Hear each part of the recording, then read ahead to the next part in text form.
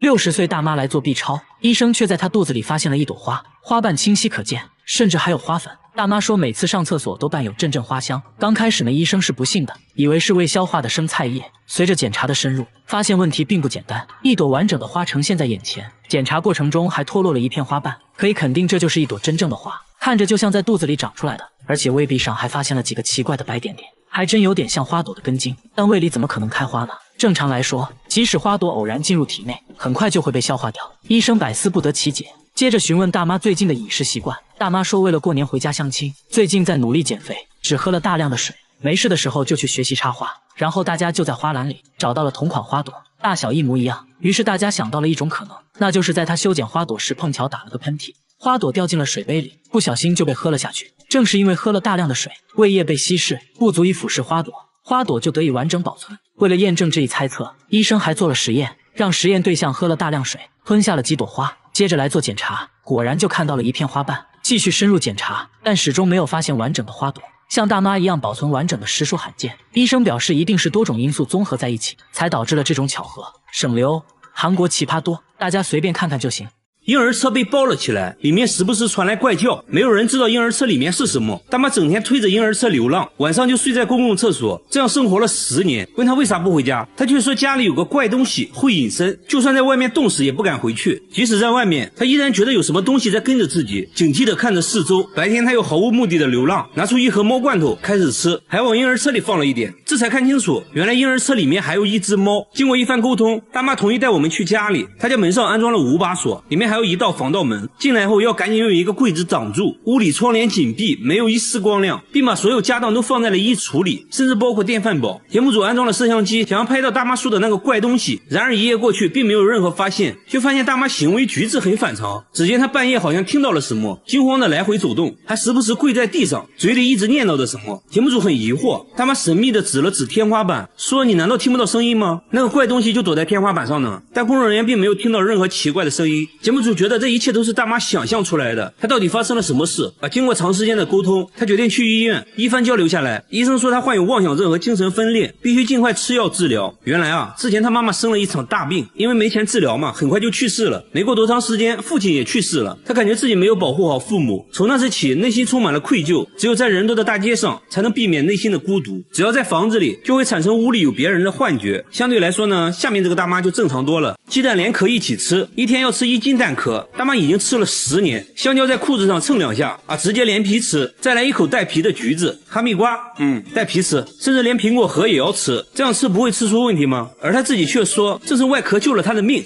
这又是为啥？他也不解释反而变本加厉，觉得果壳不过瘾了，直接吃起了生板栗，看样子味道也不错2口就能吃下1个。大妈的闺蜜都很担心她，叫她来吃饭改善一下，没想到大妈却把饭菜扔在一边，拿起蟹壳直接开灶。她边吃还边嫌弃，说螃蟹还是生的好吃，接着又把朋友吃剩的鱼骨头用菜叶包起来，几口就吃了下去。那她为啥要吃这些呢？真的是奇怪。到目前为止，带皮的水果没有什么是大妈不能吃的即使是榴莲它也是带皮这个没有。大妈说果皮才是好东西，有营养，而且自己很健康。接着她终于告诉大家吃这些的原因。原来当年她得了很严重的胃溃疡，有天痛到无法忍受，莫名其妙吃了带壳的鸡蛋，没想到胃里一下她就不疼了，从此就走上吃壳的道路。节目组也带她去检查了，胃病真的好了，身体啥毛病没有，但医生还是建议大妈少吃，不然很可能会损伤肠道。一定要吃的话，最好中午吃。和大妈一样，下面这个大爷也是狠人，他把洗洁精当沐浴露，白醋当洗面奶，食用油拿来护肤，还说比护肤品好用。13年来都是这样护肤的。护肤3部曲安排上，第一步往毛巾上挤入洗洁精，接着往全身涂抹，脸上也不能少拿水一冲，第一步完成。接着倒出白醋，均匀的涂抹在脸上，拍打促进吸收。最后一步往皮肤上涂抹食用油，保湿又美白。他说白天要用玉米油，晚上用花生油，这样保湿效果最好。工作人员摸了摸，果然很光滑。这样一套下来的话，就可以上烧烤炉了。不仅如此，大爷刷牙也要用白醋，说可以消菌杀毒，口气都变得清新了呢。至于牙膏嘛，有别的用处。只见他往手上挤入半管薄荷味牙膏，接着就开始洗头了。你别说，泡沫还挺丰富的。大爷说这样洗完清爽自然，工作时也要随身带着白醋，没事就要拿出来涂一涂。看电视也不能闲着，连妻子都不能理解大爷的奇葩操作，直接把妻子熏走久了，为了达到更好的保湿效果，他还会用食用油自制面膜。不得不说皮肤看着细腻了很多，医生也没有检查出任何问题。由于大爷年龄大了，如果继续这样操作的话，皮肤可能会恶化。这种护肤方式好不好不知道，反正我感觉挺入味的。好了，我是月贝，关注我，每天一个迷惑行为大赏。这个植物一天能长3米，100年才会开1次花。神奇的是，大妈只养了1个月就开花了。几天前，大妈刚从医院出来，就遇到了一个坏和尚，什么都没说，就把这棵植物送给了大妈。自从这植物来到家里，发生了很多神奇的事，大妈的身体也在一天天好转。大妈认为这些都是这棵植物带来的，觉得植物被高僧开光了。从那时起，大妈每天都会精心照料，浇水都是用山泉水，嘴里还一直念叨着撒浪嘿呦。刚开始呢，它只是冒出了一个小尖尖，没想到一夜之间长到了3米，而且还在不停的往上涨。节目组架起相机近距离观察，植物肉眼可见的变大。那这棵植物到底是什么？为此节目组请来专家小亮来鉴定这个热门生物。专家觉得很不可思议，说这东西根本不会生长在这里，当地的环境不利于它生长，长成这么高非常罕见。原来这种植物叫龙舌兰，这根长长的就是它的花茎，最后会在顶端开花，据说100年才会开1次花，但只要开花后它就会急速衰败枯萎，一生也只开1次。几天后，龙舌兰真的开花了，看起来好像一把火炬，上面还泛着光，蜜蜂都被吸引来了。它现在的高度达到了4米，全村人都来围观，很多人都是第一次见。据说龙舌兰开花就能实现愿望，众人纷纷低头许愿。然而下面这只小香猪表示不服，他家的宠物小香猪1个月就长到了300斤，2个男人都抱不起来，肚子都快碰到地板了，还长出了3下巴。本来是个迷你猪，结果现在一对比，主人变得很迷你，他直接从佩奇变成了八戒。有次主人想要抱一下结果闪到了腰，当时卖家还郑重承诺，迷你小香猪长不大，最多不超过30斤，假一赔10。可是随着时间一天天过去，主人才发现自己上了当，佩奇不仅能吃，而且长得飞快。主人找卖家售后，卖家说可以赔你10倍，你把货退回来，我们重新给你发10只小猪仔。主人一想，不对啊，我这不成养猪的了吗？毕竟养了这么长时间，都有感情了。主人决定给他减肥，第一步带上计步器，一块行走的五花肉上线了。刚走了2步他就躺下了，主人以为他至少能走30分钟，结果他要休息30分钟。第二步吃减肥餐，用食物引诱他走路，结果主人却累瘦了。最后主人想到一个绝招，给佩奇制作了一个结实背带，前面吊上一根他最爱的胡萝卜。你别说效果不错，他走路积极多了。几天后再次上秤，减肥效果非常明显整整减掉了半斤。最后主人表示会一直陪着佩奇减肥，希望佩奇能变回迷你猪。然而变大的不止佩奇，下面这家房子里也有个大东西，每天都有个不明生物趴在他家窗户上偷窥，上面还留下了巨大的指纹，纹路非常清晰怎么擦都擦不掉，而且只要太阳出来它就会消失。一到晚上呢消失的指纹又重新出现，只有卧室的窗户会出现这种现象，就算更换了新窗户，指纹还是会出现。诡异的现象持续了好几个月，搞得一家人精神崩溃，怀疑是被什么不好的东西缠住了。节目组呢全程监控，结果一直到深夜都没有出现什么怪东西。白天一看呢，指纹果然消失了，这很不科学。那会不会是窗户本身的质量问题？卖家说从来没见过这种情况，猜测是玻璃生产过程中吸盘导致的这种痕迹，但是现实中并没有那么大的吸盘。节目组在工厂继续寻找线索，玻璃的存放方式引起了工作人员的注意，上面出现的纹路和家里指纹很像。老板说刚生产出来的玻璃很热，需要在下面垫上一层厚厚的油纸，那指纹会不会就是油纸印上去的？随后专家对着油纸分析了半天，说了一大堆我听不懂的，反正总之结论就是玻璃上的纹路还真是油纸印上去的。至于白天指纹就会消失，是由于温度升高导致的。主人这下放心了，说以后不用再换窗户了。好了，我是月贝，关注我，每天一个迷惑行为大赏。他50年收藏了4000多种可乐，现在拿在手上的是世界上第1款可乐，已经超过了100年，瓶盖都是用的木头塞子。很多人想喝的82年可乐，他这里多的是，什么造型的瓶子都有，全是脑洞大开的设计，从最胖的到最花里胡哨的都有，还有各种限量款的可乐，有的瓶子上都镶了钻石，还有奥运纪念可乐、美国队长可乐。他还收藏了很多可乐周边产品，就比如可乐主题的录音机，因为都是非常稀有的限量版，收集这些花掉了好几百万。节目组仔细数了数，足足有4000多种。大叔还说会一直收藏下去，要打破世界纪录。然而下面这个大爷的收藏能点燃你的心。大爷在涂口红，但其实这是打火机。他转身又吃起了饼干，其实还是个打火机。他30年收藏了6000只打火机，家里墙纸都是打火机做的，各种你意想不到的打火方式，看着是把锤子，其实是打火机。灯泡也是打火机，牛奶盒都能出火，螃蟹钳子喷火你能信？灭火器都能出火，这就离谱了。包包能打火，高跟鞋也可以，最小的和1元硬币差不多，小是小了点，但照样能打火。最大的就要用2只手抱着，要说是燃气灶我都信。最独特的要数下面面这个火焰可以分叉，这些火机来自全世界各地。这一款就是来自加拿大的牙刷火机，他每周都要挨个清理一次。打火机已经成了他的精神寄托。然而下面这个大叔的收藏也很费钱，他花100万收藏了5000部手机，全是你没见过的，有设计成香蕉玉米的，保龄球也是电话，超人都背着电话啊，来电就会蹦迪，还有来电就会吐丝的蜘蛛侠电话，易拉罐也是电话，连鞋底都能设计成电话，密密麻麻摆满了房间，地板上几乎没有下脚的地方。工作人员数了数，光客厅就有2000部，另一个房子更多，但大多都是智能手机，一共算下来有5000部，并且这些都安装了电话卡，都能正常使用。节目组随即拨打了几个，果然就接通了。他说每月光套餐费就得5万块钱，为此连周末都要去兼职。妻子也觉得这就是一个沉重的负担，考虑再三，他决定做出改变，把手机都卖掉了，还给儿子买了一屋子玩具。他终于想明白，亲情才是最值得收藏的。和他一样，下面这个人也喜欢收藏，只不过他只收藏座机，整个仓库摆满了座机，一共有3000多部，100多年前的古董电话都有。神奇的是，电话竟然还能使用，不过要像摇动手柄发电才能打电话。大叔演示了一遍，插上了一个什么模块，然后真就拨通了工作人员的手机，通话音质非常好，就好像穿越了一样，很神奇。大叔还打算开一个手机博物馆，把这些不常见的电话展出，供大家欣赏。然而下面这个大爷的收藏更有价值，他5年收集了3000万个烟头，每天都要去街上捡烟头，一天就要捡1万多支，捡满1箱就要封存起来。5年内收集了300多箱。晚饭后他又去捡烟头了，还说现在捡的最多。来到饭店门口，果然发现了很多，不一会儿就全部捡干净了，即使垃圾桶里的烟头也不放过。有人说经常看到他整晚都在街上捡烟头，下雨天也不例外，只要大爷出现的地方就绝对不会允许有烟头。那为啥大爷会痴迷于捡烟头？大爷说这样做的目的就是警告那些随意丢烟头的人，还说这样能让自己锻炼身体，感到非常快乐。和大爷有同样爱好的还有这只乌鸦，只要看到有人抽烟，它就会发起攻击，趁其不备直接一口夺下香烟，接着把香烟捣碎丢进垃圾桶。小哥说自己每次抽烟乌鸦都会出现，好像是针对自己一样。工作人员假装抽烟，看会不会遭到同样待遇。乌鸦仔细观察了一会儿，假装毫不在意的路过，突然一个箭步向前叼走了香烟。所以无论是谁，只要抽烟就会成为他的目标。香烟到手，接着又用翅膀把烟弄灭。为啥他会有这种迷惑行为？专家认为他是想把香烟的气味涂抹到翅膀上来驱赶寄生虫而已，很多鸟类都会这样做。好吧，原来如此。好了，我是月贝，关注我，每天一个迷惑行为大赏。他们要给这只21岁的北极熊补牙，牙齿已经烂了一半，内部还不停冒血。钻开牙根管发现情况比想象的还严重，首先麻醉是少不了的，一针下去很快就失去了知觉，用木棍对他戳上几下，确定睡着后，众人合力把800斤的北极熊抬上了手术台。为了看清牙齿内部情况，医生又对牙齿拍了片，发现并不是简单的蛀牙，部分牙髓已经坏死，必须要做根管治疗了。现在需要用钻头打开牙髓腔。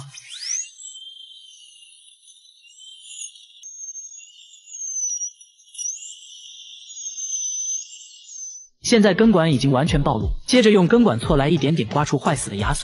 由于北极熊牙齿太长，根管锉也不能完全清除坏死的牙髓，只好从牙齿侧面钻个洞再次清理。把坏死的牙髓清理干净后，还要使用消毒剂反复冲洗根管内部，防止后续再次发炎。接着插入几根类似棉签的东西，对根管内部进行干燥处理，随后在根尖里涂上一层密封剂，接着使用牙胶来填充，这样就可以完美填充牙根管，不会留下任何间隙。随后再对牙齿拍个片，评估填充情况。可以看到根管已经完全填充，接下来就可以使用牙胶继续填充根管顶部，这样下来根管部分就完全填充好了。随后对牙冠部分填充树枝，最后再对牙齿塑形，这样就完成了复杂的根管治疗。治疗后的北极熊也慢慢苏醒过来，看着众人一脸茫然。大妈为了保命，每天要把口香糖粘在墙上，家里还装满了监控，时刻盯着。大冬天也开着22台风扇，问他为什么这样做。他说家里会泄露毒气，尤其是地板和墙壁间的缝隙。说着就掀开了地板，还真看到了一些熏红的痕迹。怕大家不信，他突然又打开了监控，说之前就看到有人骑摩托车，用针头往他家注入气体，墙上的洞就是证据。他会用口香糖及时把洞堵上，但很快又会出现新的。看起来呢，好像真的有这么一回事。邻居们都表示确实见过骑摩托的人，但从来没闻到过奇怪的味道。大妈则认为这明显是冲他来的，至于为什么偏偏要害他，大妈也不知道。但这可苦了大妈了，经常被熏得睡不着，久而久之患上了神经衰弱。然而记者在他家却始终没闻到任何奇怪的味道。为了缓解他的焦虑，大家请来专家对房子里里外外检测一番，并没有发现任何有害气体。专家换上更精准的仪器，也没有检测到。大妈却表示自己不相信仪器，说自己的鼻子是最灵的。没办法了，大家提议今晚就跟大妈一起住，不开风扇，看会不会被毒死。结果一觉醒来，大妈神清气爽，表示昨晚确实没有闻到毒气，而且睡得很香。大妈担心大家走了之后，毒气又会重新袭来，看起来大妈确实病得不轻。经过大家不懈的劝说，大妈终于同意去看医生。通过一系列检查，医生说这就是常见的妄想症而已，可能是由于丈夫和大儿子的意外去世，对她造成了严重打击，悲伤过度导致的，而且之前和别人发生过矛盾，所以才开始怀疑有人要害她。经过心理治疗，现在大妈表示已经闻不到什么毒气了，最后把风扇都去掉了，现在的她又可以享受正常生活了，省流。大妈得了妄想症，他们回家第一件事就是趴在墙上听，好像在确认着什么，而且这面墙不能挂小孩的照片，一旦挂上就会被墙壁震掉，就好像里面有人在敲。这怪声每隔5分钟就会来一次，家里小孩每天都会被吓哭，尤其到了晚上，声音更夸张，弄得一家人都无法睡觉，甚至到了吃药才能入睡的地步。他们把家里能发出噪音的设备都拆了，可声音依然没有停止。他们甚至想把这墙也拆了，看看里面到底有什么。整栋楼也只有他家会这样，你就说怪不怪吧。邻居们都来到他家，亲耳听到了这怪声，大家都觉得不可思议，但确定声音就来自这面墙。邻居怀疑墙里可能埋了尸体，因为实在找不到原因，他们不得不往那方面想。不过呢，凡事要讲科学，大家找来了专家，对整栋楼里里外外检查了一遍，连水管也没放过。功夫不负有心人，专家在楼下主管道处发现了异常，一旦过水，水管就会震动。大家决定切断水源，看看是不是这个原因。结果等了好久声音都没再出现，接着再次打开水管，声音又出现了，很明显就是这个原因。专家进一步解释说，这怪声就是水压造成的，水压冲击使得管道震动，进而引起墙壁震动，因此产生了声音。随后改了管道，一切恢复了正常。小伙只是做了个动作，就把瑜伽教练们吓得花容失色，因为他全身好像没有骨头，把头固定住，身子可以旋转360度。不仅如此，手腕也可以旋转，就像上了发条一样，手指都能做出反人类的动作，两只手合在一起，很轻松的就能把手臂掰到后面。摄像小哥也跟着试了试，差点试试，连脚后跟都能翻转到前面，离远点看根本分不清前后。高难度的瑜伽动作也不在话下，身体极度扭曲。做了10年瑜伽的教练都不能完成这个动作，这就很尴尬了。教练为了找回点面子，做了个他练习了1年的动作。结果小伙第一次尝试就成功了，这群瑜伽教练算是彻底服了。然而他的绝活还不止这些，舌头都能吐出1朵花来，而且想要几个花瓣就可以卷出几个，最多都能卷出6个花瓣。肚子也可以随意折叠，反手拿东西也是易如反掌，肩胛骨都好像翅膀一样，全身上下都非常柔软，好像真的是没有骨头的软体动物，真是一个奇男子。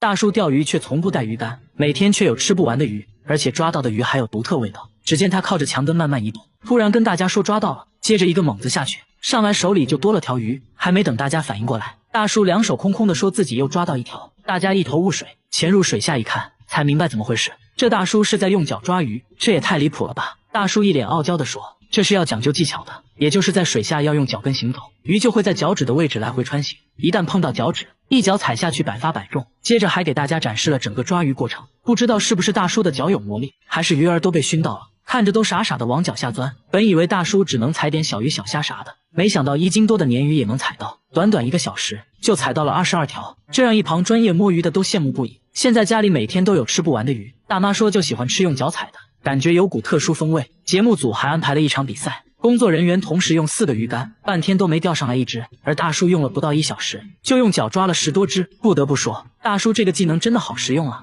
大爷每天拿着一黑色笔记本，一到凌晨3点就独自来到这片墓地，对着坟墓喃喃自语。有人之前就经常看到他出入墓地，认为他手里拿的正是死亡笔记。这天凌晨，大家刚来到墓地，果然就听到了说话声，还真看到了这位大爷。小哥刚想上前搭话，大爷却挥了挥手，转身向墓地深处走去，直到天亮才离开。即使在回家路上，大爷仍然在喃喃自语。大家实在好奇，问他到底在干啥，大爷却说自己在背诵韩国各地区的名字。至于为啥要在墓地背诵，是因为墓地比较安静，能够集中精力，而且手里拿的也不是什么死亡笔记，而是个地区的邮政编码。小哥随机出了几个问题，大爷都对答如流。晨练的时候也要大声背诵，走到哪都能成为焦点，连狗狗都被他吸引了，跟他来到家里，墙上还贴满了要背诵的东西。大爷都一把年纪了，为啥要让自己活得这么痛苦呢？真是奇怪。既然喜欢背，大家给他出了个任务，1天时间内记住韩国少女时代的团员名字。这下大爷有的忙了，先抄写了1遍，走到哪背到哪。检查时间到，大爷还真磕磕巴巴的背了下来。至于为啥喜欢记这些乱七八糟的东西，大爷说自己有轻微的老年痴呆，想通过背诵来增强记忆。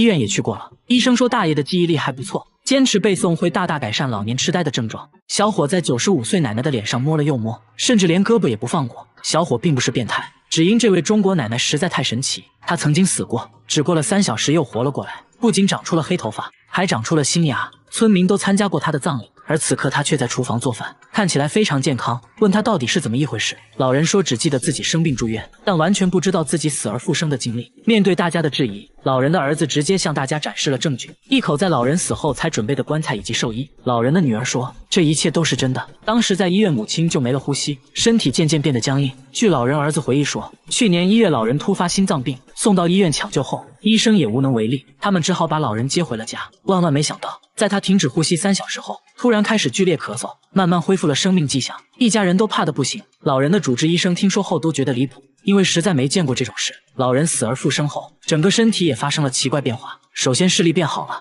穿针引线根本不用戴老花镜，后脑勺开始长黑发，甚至老年斑都消失了，皮肤变得滑滑的。记者都忍不住摸了又摸。最让大家感到震惊的是，老太太竟然长出了新牙，专家看到都大跌眼镜，是真的大跌眼镜。虽然好像很难解释这种现象，但看到老太太健健康康的，一家人都很开心。至于老人为啥能复活，貌似也不那么重要了。大妈38年没摘过口罩，即使睡觉也不摘，从没有人完整的看过她的脸。有人说口罩下面的脸非常恐怖，看了就会做噩梦，只有在她洗脸的时候会摘掉，但从不照镜子，洗完脸就要赶紧戴上。节目组想让大妈摘掉口罩，也被拒绝了。不仅如此，她还一直用手扶着脸，好像很痛苦的样子，说必须要手动把眼皮翻开才能看清东西。大妈从衣柜拿出自己年轻时的照片，看着很正常啊，为什么会变成现在这样？真的是奇怪。即使和家人一起吃饭，也不会摘口罩，自己独自一人在卧室吃，家人都20年没见过他的脸了，就连女儿拍结婚照他都没有参加，因为拍照要求摘口罩。经过长时间的沟通，大妈说出了自己的故事。原来她18岁结婚后生下了4个孩子，在生第5个孩子的时候，很不幸出生就夭折了，这对她打击很大。慢慢的嘴巴变得不听使唤，舌头也变得僵硬起来。大妈鼓足勇气摘下口罩，可以看到她的牙齿都掉光了，牙龈都是外翻的。医生说她这种情况就是心理原因导致的，很可能是孩子的夭折让她悲伤过度，以至于严重影响到了身体健康。医生给大妈制定了详细的康复规划，希望大妈赶快走出来吧。和大妈一样，下面这个大叔也喜欢戴着面具，一个戴着诡异面具的人在无人的芦苇丛中弹琴，穿着白衣服，看着十分诡异，即使在深夜也会传来琴声，看到有人靠近立马扛着琴跑了。联想到最近发生的一起凶杀案，工作人员觉得这人可能不简单。第二天又见到了他，正戴着面具做表演。有人说他在街上弹琴已经有2年了，从来没有人见过他的真面目，都很好奇面具下的脸长什么样。表演结束后，他终于摘下了面具，满头大汗。那他为啥要一直戴着面具？原来啊，他的梦想是当一名钢琴家，但只要上台表演就会非常恐惧，手脚不停出汗，以至于失误不断。慢慢的，只要有人在，自己就无法弹琴，他不得不放弃了梦想，当起了快递员。偶然的一次，当他戴上面具弹琴时，各种恐惧紧张一下子都不见了。他开始尝试在街上戴面具表演，没想到大家都很喜欢看。他说刚开始很在乎别人的眼光，那现在戴上面具后，他不用在乎别人的感受了，感觉非常自在。节目组建议他摘掉面具表演，他内心还是非常犹豫。第二天下班后，他照常戴着面具表演。表演结束，他突然举起了牌子，上面写了自己一直戴面具的原因。这一刻，他决定摘掉面具，众人纷纷鼓掌支持。他不再紧张，不再恐惧，非常轻松地弹奏了一曲。所以说，直面内心的恐惧才是治疗心理问题的关键。大叔是非常值得我们学习的。老人死了15年，身体却没有腐烂，甚至散发出淡淡的清香，手指甲还在生长，连血管都清晰可见，甚至还长出了黑头发。家人都认为奶奶并没有死，只是睡着了而已。他们会定期给奶奶剪指甲，每天还要给奶奶擦身体，单独给她做饭。看着成为一具干尸的老太太，节目组也震惊了。原来15年前，奶奶突发疾病住院，在9天不吃不喝的情况下，竟然喷出了16斤便便，接着就断气了。奇怪的是，体温并没有下降，一直维持在36度，身体也不僵硬，除了没有气息外，没有任何去世的症状。家人把奶奶接到了家里，慢慢就变成了一具干尸。专家说，只有在极其干燥或者寒冷的地方，才有可能形成干尸。然而当地的天气高温潮湿，这种环境下没有腐烂，就很不科学。节目组觉得可能做了防腐处理，但家人却说并没有做过任何处理，还说奶奶有个特别的习惯，那就是吃斋，一吃就坚持了50年。这有可能是奶奶肉身不腐的原因之一。奶奶的事在当地广为流传，很多人慕名而来，想要一睹真容，还觉得他家的井水有神奇的功效，都用瓶子接水喝。至于究竟是什么原因，专家也没有给出解释只能说真的很神奇。然而下面这面墙也很奇怪，他家的墙会哭，只要静静的听就能听到抽泣的声音，整整哭了10天。店主说有时用力敲2下，他又会稍微停一会儿，越到晚上哭声越大，搞得人心惶惶，顾客都被吓跑了。工作人员录下声音，找到了专家，对声音进行了波长分析，总之结论就是这声音明显是一种有生命的东西。真是见了鬼了，难道墙是是活的，它有心跳。大家才不信。店主请来了装修师傅，这师傅一来啊，也不敢得罪这墙，大家鼓励了他好久才开始。先在墙上打了个洞，内窥镜往墙里一看，就看到了2只闪亮的眼睛。师傅被吓了一跳，仔细一看，原来是只小猫咪，墙上都是抓痕，看起来现在已经精疲力尽了。那它是怎么钻进去的？节目组检查了屋顶，猜测是通过屋檐下的缝隙钻进去的，在墙壁之间穿行时不慎跌落到了墙里面。店主说这只猫我见过，之前一直在我店门口转悠。店主决定明天拆墙救它，可第二天墙里一点动静没有，通过手机观察，里面空空如也，猫咪不见了。专家认为猫咪已经自己逃脱了，强大的求生欲让它克服了种种困难，最终爬了上来。几天后，小猫咪果然出现了。然而下面这家也发生了一件怪事，他家经常无缘无故的出现长头发，有长有短，最长的有2米，比他本人都高，有时出现在厕所，有时出现在卧室，拔一跟自己的头发做对比，大小几乎一模一样。他觉得这就是人的头发，关键他家人都是短发，而且最近来家里的人也都是短发。一开始呢还误会了老公，以为是老公在外面带来的。这种现象呢是1周前开始出现的。老公当时在叠衣服，就发现了一根长头发，衣服是刚从烘干机里拿出来的，他赶紧查看烘干机，里面却干干净净，毛都没有。慢慢的头发出现了越来越频繁，看着吓人。房子呢是他们租的，刚住进来也没几个月，而且像这样的房子租金却很便宜，当时房主也是很着急的往外租。他们怀疑房子里发生过不好的事情，难不成真的有鬼？节目组带着毛发找到专家看了半天，说从粗细大小上来看和头发确实很像，接着又在显微镜下观察，结果专家却说这并不是头发。那这到底是啥呢？专家说这就是裤子上的线头而已。接着妻子检查了衣服，果然在一件西装上抽出了一模一样的线头，长度也完全符合。嗨，虚惊一场。好了，我是预备关注我，每天一个迷惑行为大赏。他把鞋油涂在脸上，连续10年，每天都要涂1盒。10年来没洗过脸，除了眼睛和嘴巴，脸上都被厚厚的鞋油覆盖。鞋油干裂后令他疼痛难忍，即使这样，他依旧每天涂抹鞋油，从1天涂抹1次，直到后来的1天涂1盒，边涂还边笑。问他为什么要这样，他就什么都不说，紧张的环顾四周，焦急的等待着什么，又好像在躲避着什么。随后跟着一个女人来到衣服回收箱找衣服，说女人是他姐姐，询问姐姐情况，姐姐却越来越激动，看着不太聪明的样子。晚上他们就随便找个凳子睡觉，此时温度零下4度。节目组想要帮助他，却被拒绝了。节目组带他们来到派出所，想确定一下他们的身份，根据指纹找到了他的家庭信息。节目组决定带他们回家，刚上车，一听说要回家，姐姐立马暴躁的哭了起来，还让节目组赶紧放她走。没办法，只好原路返回。随后姐弟俩坐上地铁，消失在了镜头里。节目组单独去拜访了他家里，父亲说他俩智力有缺陷，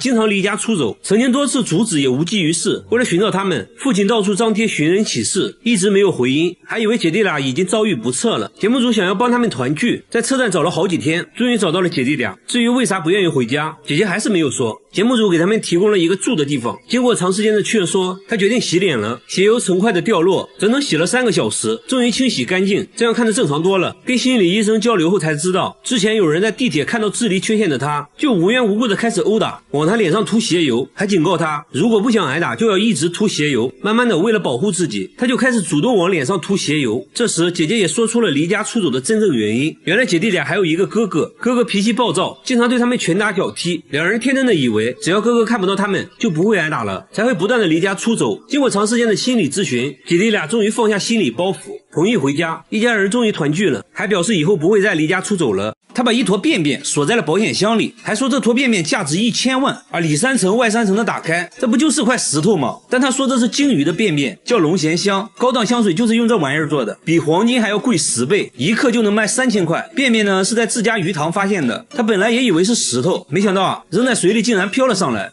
这就很神奇了。上网那么一查，和网上说的龙涎香非常像，这不一夜暴富了吗？工作人员闻了闻，确实没什么臭味，难道真的是龙涎香？朋友们都觉得这是真的，但村里老人说他们这片根本就没出现过鲸鱼，哪来的鲸鱼便便啊？说再多都没用，接下来直接找专家。专家说这玩意儿很稀有，一般100只鲸鱼里面只有1只鲸鱼体内会有龙涎香，这其实就是鲸鱼体内的结石。专家对着便便一阵猛闻，还做了个简单的测验，各种特征非常符合，初步判断这可能就是龙涎香。大叔那是越听越兴奋，但专家说还需要进一步采样化验。一番分析后，大叔满怀期待，然而结果却显示这并不是龙涎香，只是一个在海上漂浮很久的塑料泡沫。大叔的宝贝瞬间一文不值，妻子安慰大叔，但大叔反手就撒了一波狗粮。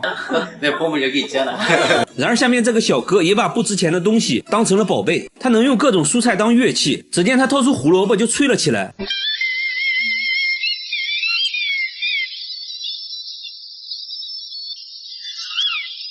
工作人员还是不相信啊，他也不废话，直接啃了一口。不仅如此，什么红薯、山药、西葫芦、土豆，甚至大蒜都可以吹出曲子。而且用蔬菜当乐器的好处就是饿了能直接吃。接着用西兰花又吹了一曲。